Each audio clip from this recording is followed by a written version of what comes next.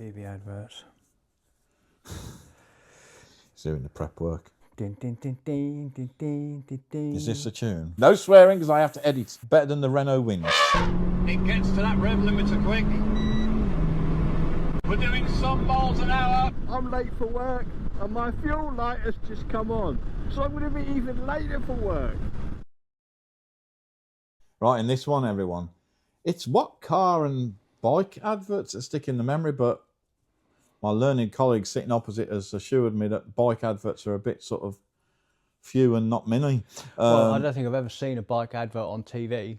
However, they tend to be in press, like internet, papers, stuff like that. So there'll be one bike in there. Somewhere.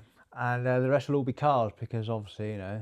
Because, of course, normally on these podcasts, Ack brings the bike element and I bring the car. But I'm appreciating that bike adverts, at least in the UK, aren't everywhere, are they? So no. They're not going to be sticking in the memory if you've never seen them. I'll kick off, if that's all right, this time then. The first one, I'm trying to remember if Ack has seen my list or not. No. Good. My first one is of an age, Peugeot 405, Take Your Breath Away.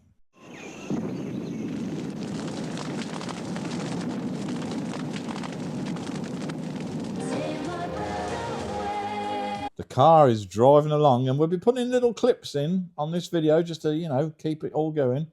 The car's driving along and there's flames coming from the sides. Now, the relevance for the car, really, and the flames, you tell me. In fact, let me know in the comments what you think the marketing team was thinking. But basically, you've got the Peugeot 405 driving along. I think it's a dusty track, and there's flames coming from, I don't know, tree lines or whatever. It's on video now. And you've got that classic song, which we can't put on for YouTube copyright reasons. So you're going to hear Mr. Biggs. Yeah, take your breath away. No, you mean take my breath away. And that one. Do. Wasn't that used in Top Gun? Yes, it was. There you go. So, of course, we can't use the tune, but you can see the advert on screen. That one's just, to me, I wanted them to be quite iconic, quite memorable, which is, you know, effectively what we've called this little podcast. Yeah. That one with the flames and the tune just seemed to work. The relevance of it, well, I don't remember. Marketing doesn't need relevance, does it? It just needs you to remember the advert, and it's worked because I remembered it. What's your first one? Car or bike? It's going to be a car, and I'll do this one first because it'll steal your thunder, because this will be on your list. We've had fire. Go on, steal my thunder. Nicole. Ah, Papa. Papa. You may be looking for a car that's small and practical. There was a series of those, so wasn't there? So we'll have to pick which one we want to use for this video. I have no idea, but it's just the whole series. The fact they're sitting there having coffee and the little kind of subtle. Was that the theme across all of the? Because obviously it was a long-running theme, wasn't it? Yeah. I don't know. I think the first one was where I don't know whether they were playing away from home as and being like promiscuous, but I don't think they were each aware that, you know, they were in a relationship. Right, okay. I think, because she would sneak off and see her boyfriend. Yeah. He would sneak off and see his girlfriend. Yeah. And they'd just come back, and it was just the way that, you know, she'd sit down and go, Papa, and he'd look at her and go, Nicole, and vice versa. It was just hilarious. And it literally did become a series of adverts, didn't it? It was a bit like the Nescafe adverts. That's just continually ongoing, or milk tray with the chocolate being delivered. It's just a continuing that was theme. a proper TV advert, but it had something to do with cars. So or bikes. Yeah, that's a good one.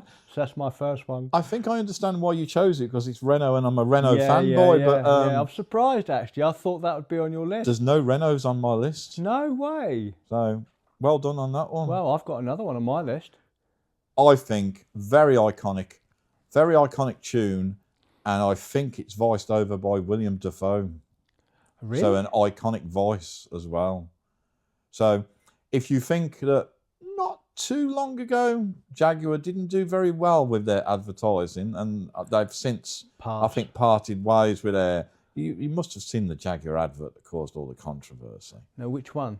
The one where it's all pink and basically there's no car in the advert. So I'm going back to the day when Jaguar adverts were really sort of, they were there. So this one, I guess it would have been around 2008, 2009, doesn't matter when. And it's for the Jaguar XK8, although there are other Jaguars in the advert. Yeah. And it's called Gorgeous. Gorgeous. And the whole theme and the tune, and again, we can't really use the tune, I don't think, because of copyright, is the repetitive word of the use of the word gorgeous. And then it will say it again later on, gorgeous is this, and gorgeous is that, and gorgeous stays up late and still looks gorgeous. But all these times you're getting these little cut-ins of seeing little bits of a Jaguar XK8. And then you see some kind of soiree, whatever, large party at some big mansion where there's obviously other models of Jaguar cars pulling up as people are arriving at the party. It's a really cool advert. It's quite a long advert, and I'm sure it's voiced over by William Dafoe. I'll be showing Ack. What's the William Dafoe is the one saying gorgeous? Yeah, basically. Okay. It's iconic, really well thought out. Some people didn't like it. Fine. I think it's absolutely awesome. Yeah. It's of a time, and if I watch that, and I will be watching it again to put it in this video today, I think it's a phenomenal advert. Ah. Over to you, sir. Yeah. Renault. Again? Yeah. Oh, I'm excited. Yeah. Which Renault? The Renault Fuego. Oh, God. Okay, I know the car. Yeah. I can't think of the advert. It was the advert. It might have been set in the desert, but all I remember is it going through sand, and it's like kind of like oversteering and all that sort of rubbish. But the point is, there's like sand being thrown everywhere.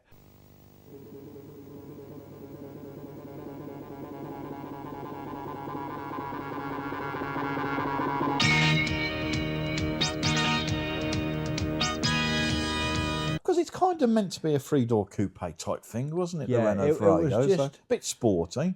Quite exciting seeing that car. Bearing in mind this is like early 80s. Yes. Seeing that car just kind of doing its kind of like, you know, Dakar rally type thing in the sand, and having sand, well, you know, wheel spun up, and again, all no that meaning sort to of the real rubbish. world, but it No, doesn't. it It was doesn't just need to be.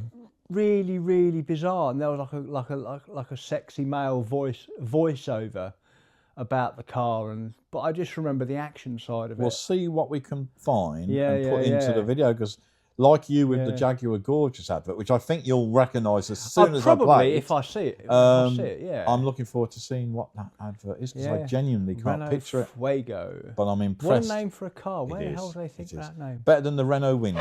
So moving on, because there was one, didn't sell for long in the UK. This one is a very old car. And I know that I can put this on without any copyright issues, because I've used this clip before. It's a Citroen DS. Bear with me. Ooh. It's got a little, very simplistic, funky tune going on in the background. It's very repetitive. It's filmed at night. It's filmed on a road full of switchbacks, because the inner of the two headlamps turn with the steering wheel.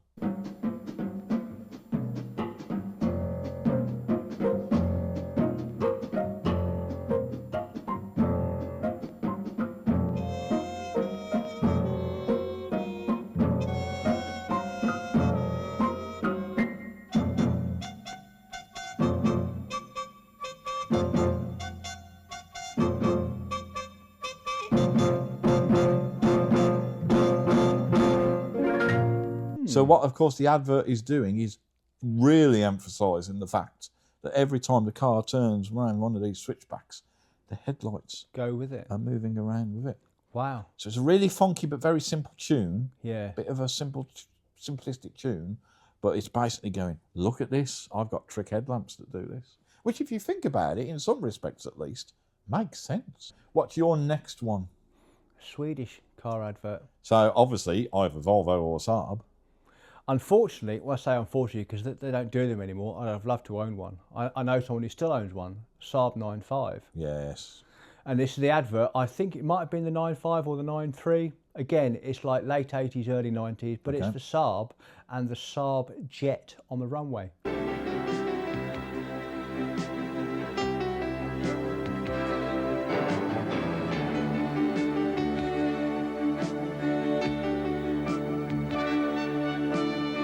Of course. Do you because remember? Albeit a very vague line, there is a sort of traced line to the fact that they make fighter jets. Yeah. And it was just the fact that on one of the scenes you got the car coming towards you on the runway, and behind it, coming up is the jet. Going at some miles an hour, Yeah, I would imagine. and then doing some miles an hour. I know, it reminds me of a certain clip. We're doing some miles an hour. And it just... Yes, of course. And of course that was kind of like stolen by Top Gear in later series. It certainly was. And the Veyron. And it was. Yeah. But same sort of thing. But it was just, again, when you're like 16, 17, 18 years old and you see stuff like that on the TV, you think, whoa. Wow. I want. Wow. Which is exactly what an advert needs to do. Yeah, now, of course, yeah. Saab in the later lives were basically, I wouldn't say rebadged Vauxhalls, because although they were owned by GM, Saab were always naughty, if I remember the story correctly, and they'd be told that they had to use X, Y, and Z parts from the GM parts bin, but actually they'd still go and do their own thing because they wanted it to be very unique. The Saab brand needs to come back. The seats in a Saab were always superbly comfortable. The key, which I think you had to lock it in reverse. It wouldn't let you take the key out unless you locked it in reverse. So another quirk. And then the best quirk, which they say came from their jet aircraft logic, was on some of the models, you could set it or press a button, can't remember which, where if you pressed it at night, the only things that would be lit up on the dash are the things that you needed to see. So what I mean by that is, speedo would always be lit up, of course, but your fuel gauge, for instance, does it need to be lit as long as you've got enough fuel in it? No. Does your temperature gauge need to be lit as long as it's not overheating? No. So it was basically the logic of having a dark cockpit. Wow. And only the things that you needed to see would light up. So a little sad fact about Saabs. But yes, cool. An iconic advert, and I do remember that one. Yeah. So a good choice. Yeah. My next one, hopefully, is very iconic. And I'm a Birmingham boy. So if I don't pick something that's not from Longbridge, I've failed my fellow Brummies. The Austin Montego Russ Swift advert. The Montego 1.6L. It's capable of accelerating from 0 to 60 more than 2 seconds faster than the Ford Sierra 1.6L, usually. This is a Montego where, on some of the cutscenes you're seeing an actor in the car, of course, but in the key moments, Russ Swift doing what only Russ Swift does, and I think this advert was the one that made him famous. Yeah, because this would have been sort of mid to late 80s. Was a Montego trying to navigate a very full industrial estate type car park outside the front of some business. You see it go up on 2 wheels. It'll be on screen. It goes up on 2 wheels. Yes. And then it does the spin. Yeah. And then it does its key thing that Ross Swift became famous for, the being able to park, parallel park, by using the handbrake. Yeah, wow. But there's a funny little bit at the end of that video, because of course he's done all these cool stunts, and by now everyone is looking through the office windows above, and he gets out the car and he can hear the cheering, and obviously it's not Russ Swift now, it's the actor again, and he's got that smile on his face. He feels like he's impressed all of his work colleagues. He goes to shut the door and he catches his blazer suit in the door. Just to show not everything's perfect. Yeah. But what an iconic advert. Yeah. And I think I'm right in saying it pretty much set up Ross Swift as probably, because he's still doing it now, isn't he? Yeah, I think he's now stopped and passed it to his son, but I was lucky enough to see his last show and film it for my car channel. And he makes an MG ZS dance. Yeah. Or whatever it's called. It's an MG of some. Yeah. It's a Chinese MG of some description. Yeah. He even took some people from the audience, which I'd have loved to have been one of those. But hasn't in the car when he's got when it on he's doing 2 wheels. 2 wheels. Yeah. Din, din, din, din, din, din, din, din. Is this a tune? Din, din, din, or are you just din, randomly din, singing to me, which is scary on a whole different level? It's quite a poor attempt at the tune. Yeah, go on. But it was the Ford Puma Steve McQueen Bullet advert.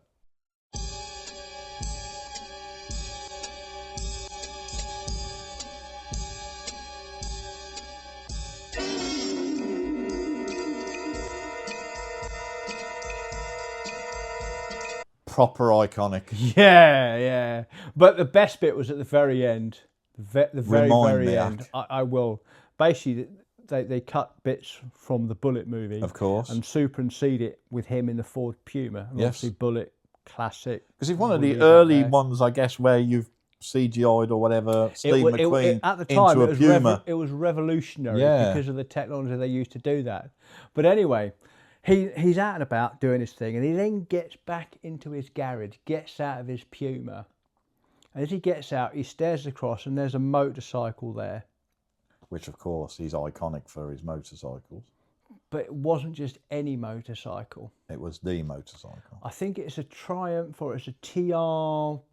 Oh, god damn, I should know. But it's basically the one that he, or Bud Eakins, jumped over the fence in The Great Escape. Of course. So iconic in its own. So they cut it, and he gets out and he stares at it. And he's just kind of got that classic smouldering Steve McQueen look as he stares at his bike. I reckon And that he was kind one of does this, and then he just walks off. I bet that was one of the first ones where they've CGI'd somebody. Oh yeah, in it. yeah, it was But definitely. it did work really well. It did And what a work cracking very- advert for a I know. Puma.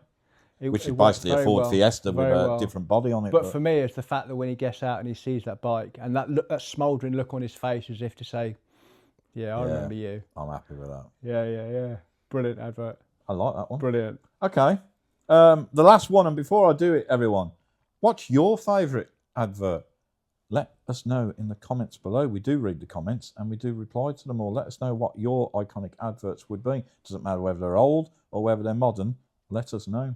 So my final one for this little podcast is Citroen C4. Oh, you. Depends what I've chosen. Carry on. And it's the Transformer one.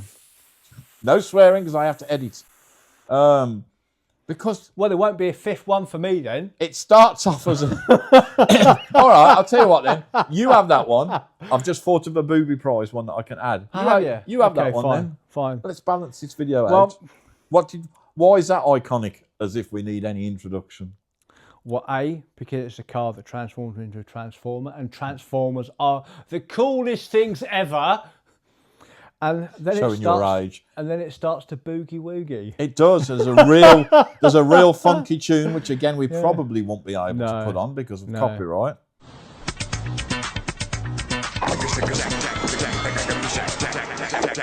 I couldn't believe it. I mean, the car's actually got rhythm.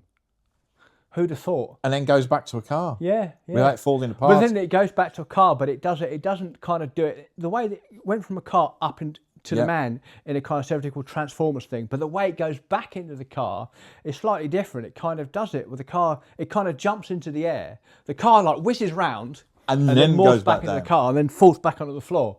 It's just really cool. The whole advert is just properly cool. I don't think it was done by Citroen, although I really genuinely don't know. But somebody did done a by joke version of that Okay. with a 2CV, which of course I have that owned. wouldn't have been done by Citroen, would it? But you know how you said how it ends Yeah. on the original advert? Yeah.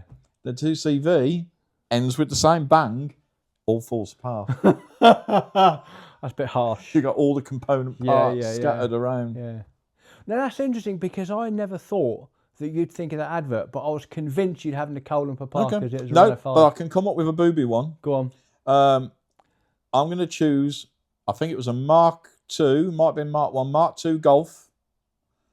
And I think there's a couple sitting in the car, they're driving along, and there's a squeak. And obviously Volkswagen are playing on and the marketing team, of course, are playing on the fact that the Golf is built so well, there's no squeaks, there's no rattles, there's no nothing.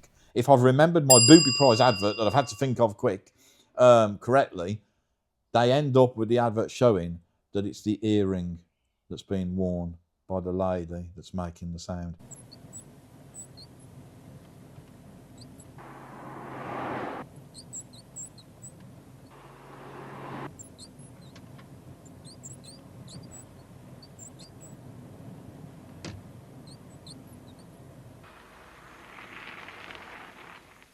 Ecco.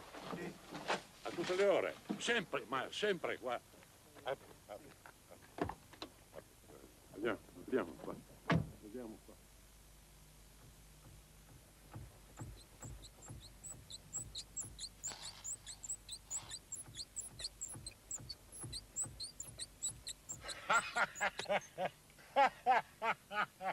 Ecco qua.